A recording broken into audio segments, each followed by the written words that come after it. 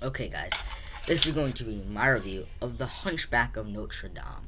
The Hunchback of Notre Dame was a very fun film. It was just, the story was so, crazy, and it's the story has a moral that you see all the time.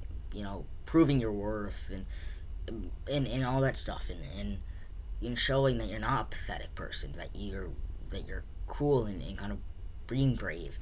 It's something we see a lot in films, but it just hits right there every time.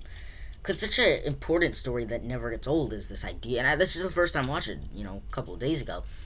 But it's kind of showing this world that that is disgusting, that is cruel, but also a world that has hope in it, and showing how people want to discredit this hope. And I think that's very interesting.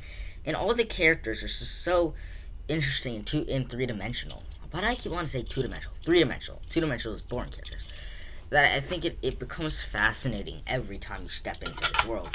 And I think it's very different from most Disney animated films, mainly because it is dark. It is scary at times, but I think it's also one of the most true and realistic films in the Disney animated legacy. Because when you think of, Little Mermaid's great, but it can't really happen. You look at a film like Beauty and the Beast, great, but Beauty and the Beast can't really happen. Lion King, one of the greatest animated films of all time, if not the greatest animated film of all time. Lion King can't really happen. Toy Story can't really. I mean, it might. For all we know, Toy Story happens. For all we know, So forget maybe Toy Story happens. I don't know. But like a lot of great and Disney animated films, Tangled, Frozen, Moana, or maybe all that stuff is not really set in the real world.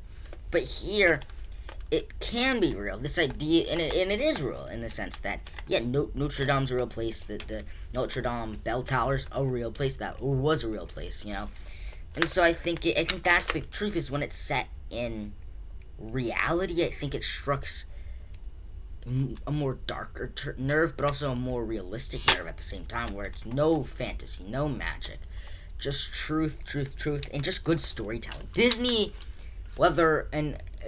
animation is just the greatest at telling stories through literature, telling messages through literature, and I think that's no exception here with The Hunchback of Notre Dame. So I don't have any big complaints. It's awfully short, and it's mostly taking place in one setting, but still, great, fantastic animated film from the Disney lineup.